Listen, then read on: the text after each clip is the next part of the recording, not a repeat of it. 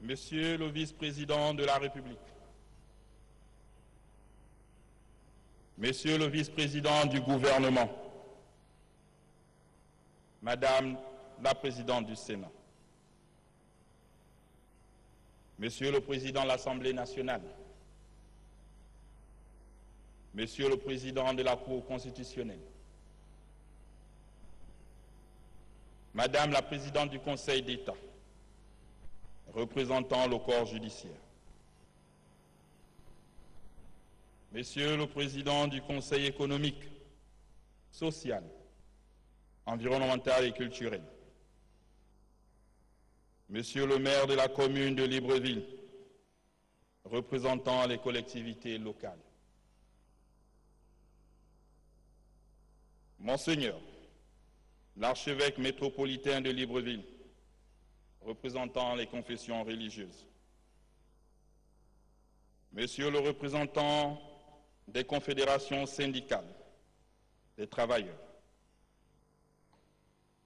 Monsieur le président de la Fédération des entreprises du Gabon, Mesdames et Messieurs, distingués invités, veuillez vous asseoir.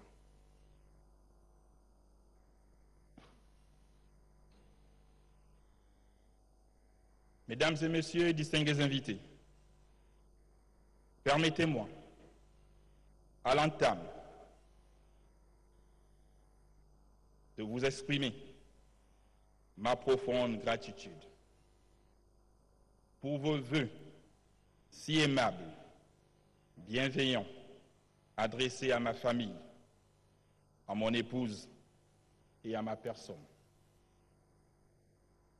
Je formule en retour à chacun de vous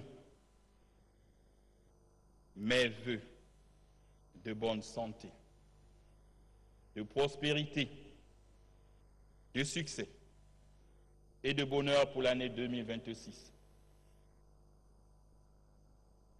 La présente cérémonie de vœux intervient à une période charnière de l'histoire de notre pays. Elle inaugure l'ère de notre 5e République. Cette 5e République que je veux, exemplaire, commande une rupture avec la politique politicienne, exige la mise en place d'actions concrètes à même de répondre aux attentes légitimes des Gabonais. Mesdames et Messieurs, la 5e République, que nous avons appelée de tous nos vœux, est désormais une réalité vivante, fondée sur la légitimité, la rigueur, l'indépendance de la justice et l'impératif majeur de servir le peuple. Monsieur le vice-président du gouvernement, au sujet des questions de gouvernance, je voudrais rappeler que, sous le gouvernement précédent, j'ai engagé une réforme profonde de l'administration visant à assainir les finances publiques, rétablir la transparence, lutter résolument contre la corruption et contre la fraude. Les ressources de l'État doivent être utilisées avec rigueur. Dans ce gouvernement de géocompétences, vous êtes le mieux placé pour poursuivre et approfondir ces réformes. S'agissant de la question des carrières administratives, je vous rappelle que la situation des travailleurs des secteurs publics, parapublics ou privés constitue une préoccupation pour moi. De nombreux efforts ont été faits et c'est à juste titre que vous en avez énuméré quelques-uns. Toutefois, je reste conscient des difficultés persistantes, retard de mise en solde, carrières bloquées et pensions impayées. Notre objectif commun est de régulariser ces situations avec diligence, en fonction de la conjoncture du moment. Cet effort de l'État appelle néanmoins une contrepartie, l'engagement et le sens du devoir des travailleurs. L'exemple récent de mon passage au ministère de la fonction publique doit tous nous interpeller. Nous aspirons tous au changement, mais nul ne peut exiger davantage de l'État sans être prêt à accomplir le minimum requis. À commencer par la présence effective à son poste de travail.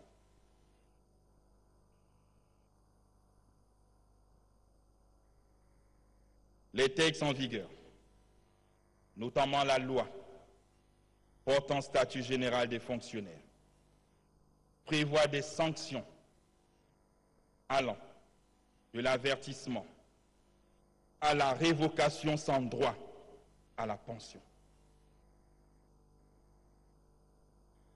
J'attends de l'administration que les conseils de discipline se tiennent régulièrement et que les manquements soient sanctionnés sans complaisance. C'est aussi ça, le changement. Sans la sanction, vous n'y arriverez pas, Monsieur le vice-président. Dans cette dynamique, je suis convaincu que la digitalisation des procédures administratives garantira une amélioration de la qualité du service public et une limitation des déperditions qui grèvent nos ressources. Sur les questions sociales, je reste également convaincu que nos aînés, nos retraités, nos mères et nos familles méritent une protection sociale plus digne et plus juste. Bien que de mesures importantes aient déjà été engagées, nous devons aller beaucoup plus loin. La révalorisation des pensions, la réforme des régimes des retraites et le renforcement de la couverture sociale constituent des chantiers essentiels pour bâtir un État plus juste et plus humain. Pour une meilleure couverture sociale de plus de 1 million de Gabonais économiquement faibles et ayant droit, contre près de 288 000 cotisants, il est plus que nécessaire d'auditer les fichiers des différentes caisses, CNAMGS et CNSS, de rendre effectif le fonds 4 à la CNAMGS relatif aux travailleurs indépendants et d'élargir l'assiette des contributions à la CNSS aux travailleurs mobiles indépendants. La solidarité nationale reste un pilier fondamental de la Ve République. L'autre préoccupation urgente est celle de la lutte contre la corruption qui gangrène notre société.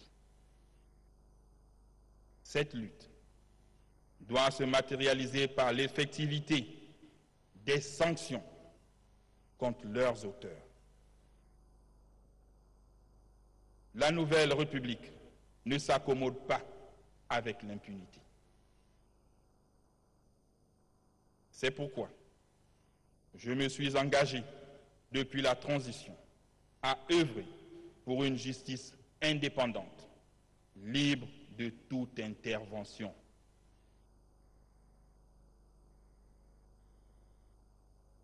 C'est la voie empruntée pour se conformer à l'état de droit que consacre notre Constitution et pour rendre notre pays attrayant, aussi bien pour les investisseurs que pour les partenaires au développement. Madame la Présidente du Sénat, je prends acte de l'engagement et de la disponibilité du Sénat à accompagner les réformes institutionnelles, à légiférer dans l'intérêt du peuple gabonais, notamment en ce qui concerne la mise en œuvre de la décentralisation.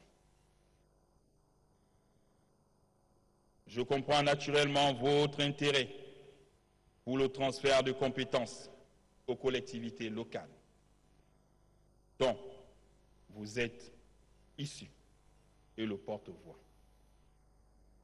À ce titre, je voudrais dire au maire de Libreville et à vous-même que la décentralisation est un processus entamé que nous poursuivons.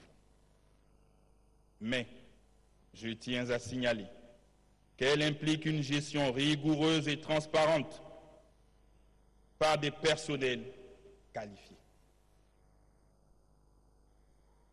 Madame la Présidente du Sénat, la gouvernance locale a ses règles que doivent s'approprier les élus locaux et surtout les respecter. Tous les projets initiés au sein de collectivités locales, notamment dans l'arrière-pays, doivent aller à leur terme et surtout améliorer significativement les conditions de vie de nos populations.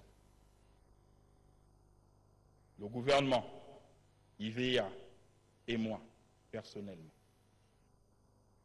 j'exhorte donc votre institution à jouer pleinement son rôle dans le contrôle de l'action gouvernementale et l'évaluation des politiques publiques.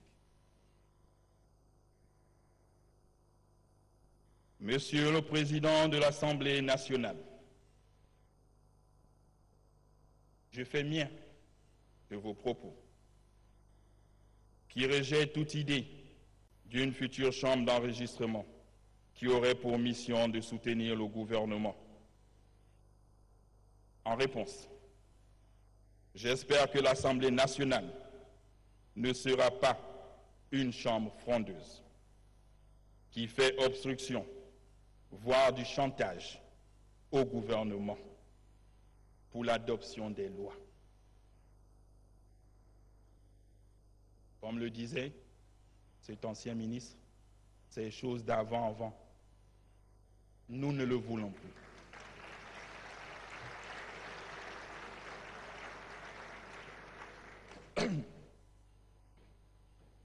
Dans le cadre de la mise en œuvre de la Constitution de la Ve République, la plupart des lois doivent être arrimées à la Constitution et aux conclusions du dialogue national d'avril 2024.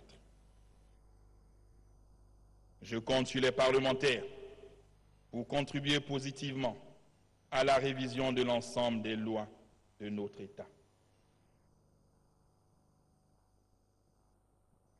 Monsieur le Président de la Cour constitutionnelle,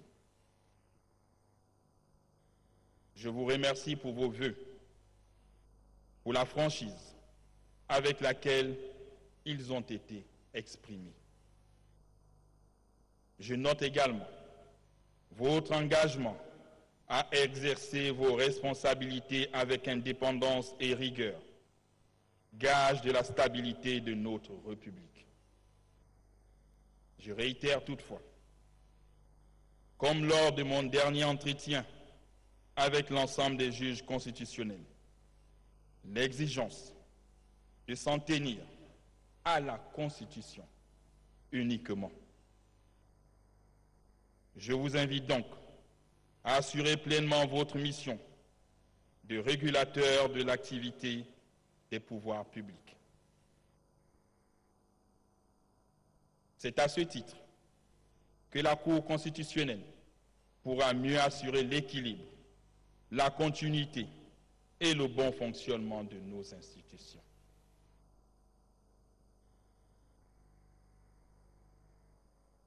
Madame la Présidente du Conseil d'État, représentant le corps judiciaire, comme je l'ai maintes fois souligné à l'occasion des sessions du Conseil supérieur de la magistrature, je crois à une justice forte au service de nos compatriotes et de l'État de droit. En jouant ainsi pleinement son rôle, la justice renforcerait sa crédibilité et sa légitimité auprès des populations et de nos partenaires, tel qu'observé lors du dernier procès de la Cour criminelle spéciale. Je vous en félicite. En ma qualité de garant de l'indépendance de la justice, je veillerai notamment aux conditions de travail des personnels judiciaires.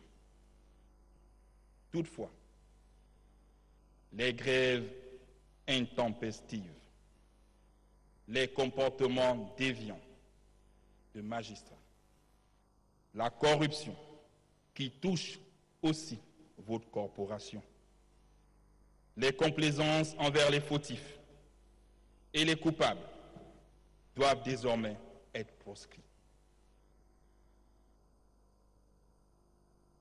Par ailleurs, je note avec étonnement la confusion qui s'est installée depuis plusieurs années entre le droit de se constituer en association professionnelle qui est reconnu aux magistrats et le droit des grèves qui leur est pourtant restreint. Mes rudiments en droit me font dire que lorsque le statut de magistrat prescrit toute action concertée de nature à arrêter le fonctionnement des juridictions est interdite. Cela signifie que rendre la justice, tout comme assurer la sécurité et la défense du territorial, sont des missions régaliennes qui ne peuvent s'arrêter de fonctionner. En cette nouvelle année, je vous invite donc au sursaut républicain et au respect de notre droit positif.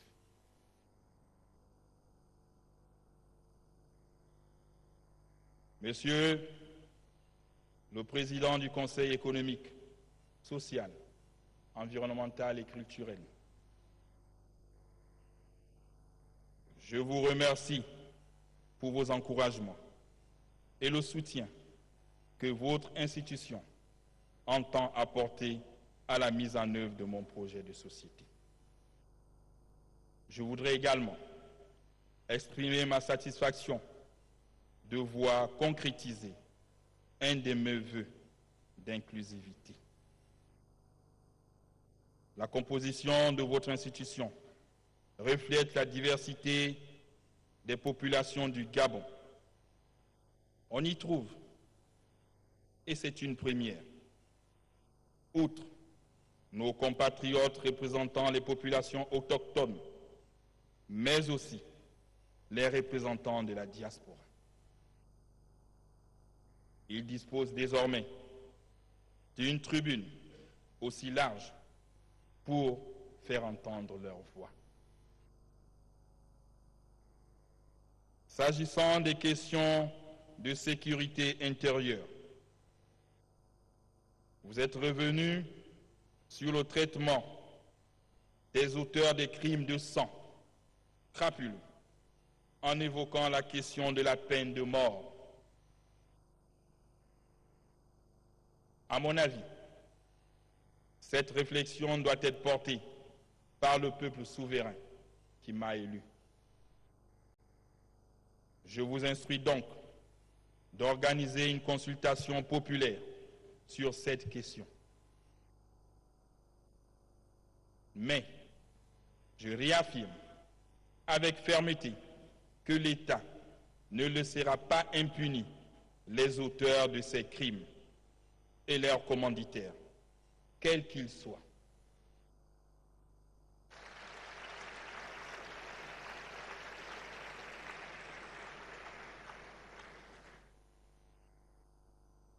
Monsieur le Président, je suis conscient que votre institution s'est toujours heurtée à plusieurs entraves qui l'ont empêché de jouer pleinement son rôle constitutionnel de conseil du gouvernement et du Parlement. Vous pouvez compter sur moi pour vous mettre dans les conditions d'exercer sereinement vos missions. Monsieur le maire de la commune de Libreville, représentant les collectivités locales, je vous remercie pour votre soutien. Vos préoccupations sur la décentralisation sont légitimes. Cependant, s'il n'est pas mis fin aux maux qui minent l'administration municipale, la corruption et le manque de célérité dans le traitement des dossiers, le transfert de compétences ne saurait prospérer. Comme je l'ai dit précédemment, la digitalisation devrait vous permettre d'optimiser le recouvrement des recettes locales et d'accélérer la décentralisation. Enfin, il m'a été donné de constater avec regret que les efforts consentis par le gouvernement pour améliorer le visage de nos villes ne sont pas suivis par les mairies. Tous les jardins, autres espaces publics aménagés, les plateaux sportifs construits sont vandalisés et détériorés. Faute d'entretien. Mesdames et messieurs les maires, prenez vos responsabilités. Monsieur l'archevêque métropolitain de Libreville, représentant les confessions religieuses,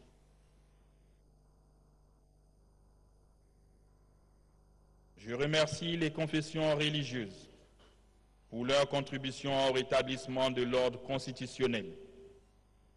En effet, tout un chacun a pu observer votre accompagnement aux institutions de la transition, notamment par vos prières constantes et parfois des cultes écuméniques pour la réussite du processus. J'ai placé mon mandat sous la protection divine. Aussi, je formule le vœu qu'un accompagnement similaire soit renouvelé. Sur un tout autre plan, je voudrais tirer la sonnette d'alarme sur certaines dérives. Je relève dans certains lieux de culte des nuisances sonores, des pratiques non vertueuses, une incitation à la haine et, pour couronner le tout, l'absence de légalisation des groupements ou mouvements exerçant des cultes. Ces pratiques sont contraires au principe de l'état de droit consacré par notre Constitution. Au moment où notre pays fait face à la montée des violences scolaires, conjugales, à l'incivisme et à l'atteinte aux mœurs, je compte sur vous pour conscientiser les couches sociales. Sur la question de la fiscalité, il me plaît de souligner que toutes les belles villes du monde, y compris Rome, se sont construites avec l'effort de tous, notamment les fidèles. Monsieur le représentant des organisations syndicales des travailleurs, je vous ai suivi avec beaucoup d'intérêt, notamment sur l'énumération des actes à fort impact social posés pendant la transition. Je puis vous rassurer que l'ensemble de vos préoccupations seront examinées avec la plus grande attention, en concertation, comme vous l'avez sollicité, avec les acteurs syndicaux. Cependant, il m'importe de vous rappeler que dans la Ve République, les droits vont de pair avec les devoirs. L'État-providence est révolu. Pour revenir sur les acteurs syndicaux, et à l'instar des partis politiques, ne prendront désormais part aux concertations que les syndicats représentatifs.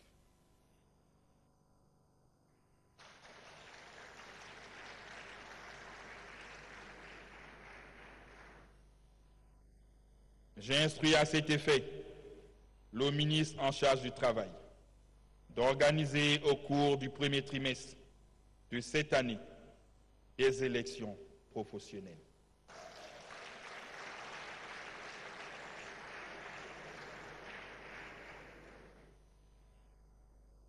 Le syndicat doit encourager le travailleur à la conscience professionnelle rigoureuse et non à la grève.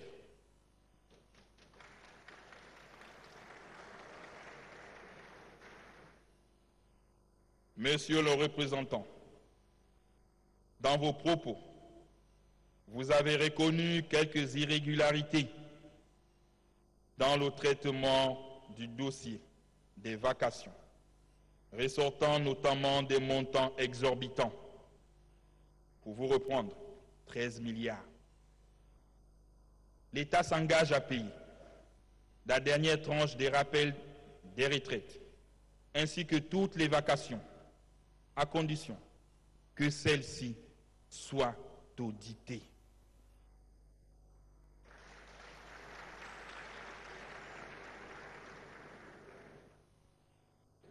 Le tout dans un climat apaisé, tel que cela s'est fait pendant la transition. Laissez le gouvernement travailler et nous allons régler au fil des temps toutes les situations. Ne soyons pas pressés, c'est un mandat de 7 ans. Et en 7 ans, on peut régler beaucoup de choses. Si j'additionne tous les montants que vous avez sortis, on a en gros 500 milliards de dettes qu'il faut régler. Qu'on accepte tous dans cette salle de mettre nos salaires de côté et on règle ces dettes en 2 mois. Oui.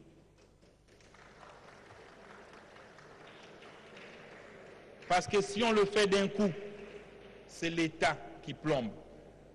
Voulons-nous plomber l'État? Alors, laissez le gouvernement travailler comme vous l'avez fait pendant la transition. Accompagnez ce gouvernement, accompagnez les travailleurs et petit à petit, nous allons régler les situations. J'ai dit c'est un mandat de 7 ans.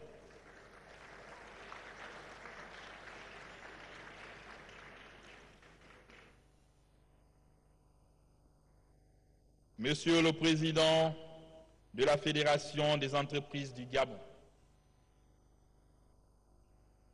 Je vous remercie pour le soutien et les encouragements.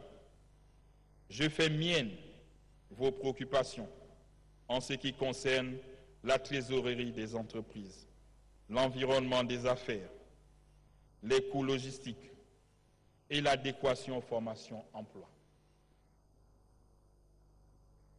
L'accélération de la digitalisation de notre administration devrait permettre de remédier aux 3 premières préoccupations.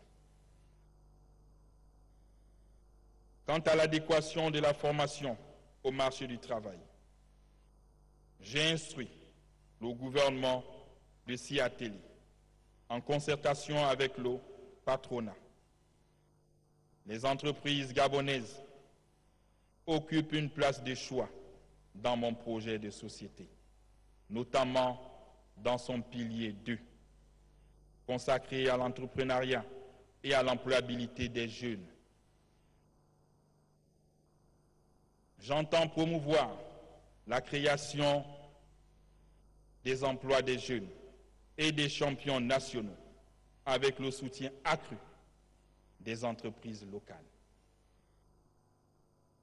C'est la raison pour laquelle, durant la transition, la part belle vous a été faite dans l'attribution des marchés publics. Cette préférence se poursuivra tout au long de mon mandat. En contrepartie, je vous exhorte à privilégier, plus que par le passé, la sous-traitance avec les PME et PMI locales et le recrutement des Gabonais. Je voudrais également attirer votre attention sur l'obligation de payer les cotisations sociales et de déclarer tous vos employés à la CNSS et à la CNAMGS, afin de garantir notre modèle de répartition axé sur la solidarité inter- et intragénérationnelle. Enfin, je note une inégalité salariale entre les Gabonais et la main-d'œuvre expatriée dans plusieurs entreprises. Les derniers cités sont en général mieux rémunérés que les nationaux. Pour les mêmes tâches, il est impératif de corriger cette situation.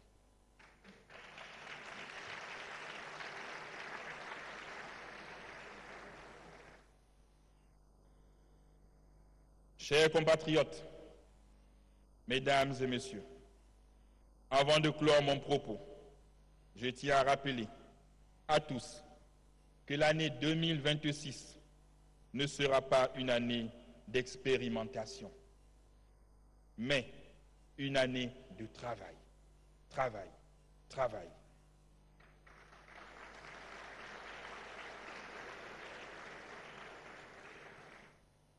C'est pourquoi j'ai décidé de placer sous le signe des 3 P, performance, probité et patriotisme, ce triptyque que doit désormais incarner chaque acteur de la société vise non seulement à transformer l'administration, mais aussi la société gabonaise. C'est aussi pour moi le lieu de rappeler que la mise en œuvre du projet de société pour lequel vous m'avez élu s'étale sur 7 ans. À cet effet, j'attends de chacun plus de patience et une meilleure implication. Je vous réitère mes vœux de santé, de paix, de bonheur et de prospérité. Puisse Dieu et les mains de nos ancêtres nous accompagner durant toute cette année. Bonne, heureuse année à tous. Je vous remercie.